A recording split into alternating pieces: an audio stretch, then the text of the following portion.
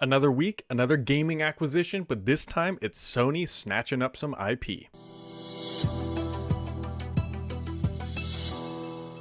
Hot off the heels from Microsoft's mega acquisition of Activision for nearly $70 billion, Sony is dropping some news today that they are going to be snatching up some IP. While it's not as much dollar dues going out the door, the company has announced that they're going to be buying Bungie for $3.6 billion dues. That's $3.6 billion for Bungie, the famed creator of Destiny. Now, they also obviously made Halo, but Halo is sort of out the door, and now Destiny 2 and Destiny have been a big title for Bungie, and so Bungie is now going to become part of Sony Interactive, basically, at the end of the day, is how the story is playing out. Now, it's going to be a $3.6 billion transaction that is going to acquire the rights. Now, what we don't know is if there's actually going to be any regulatory hurdles that they're going to have to cross, much like Microsoft is having to deal with that $70 billion transaction. My guess here is that probably not, because this is a much smaller acquisition and Sony may not be seen as predatory. They're not Microsoft at the end of the day.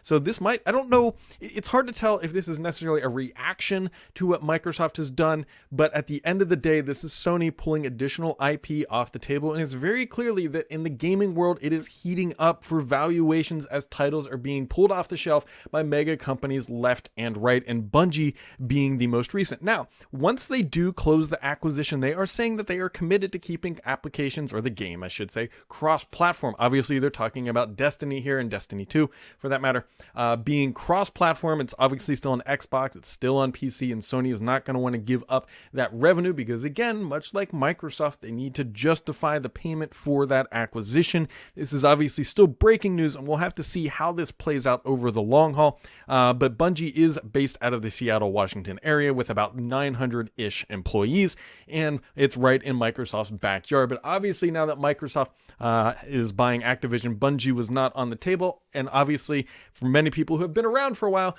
that narrative crosses paths a little bit because Bungie and Microsoft had a relationship, then Bungie went independent, and now Bungie is going over to the Sony camp, and so they have been passed around quite a bit over the years. I'll be curious if there's additional titles or things going on inside of Bungie. I would imagine so. Most companies are looking forward and building out titles for the future, but this is going to be another pretty big deal in the world of gaming because it's another high profile acquisition. It's been a lot of talk lately, and Microsoft has obviously made a couple.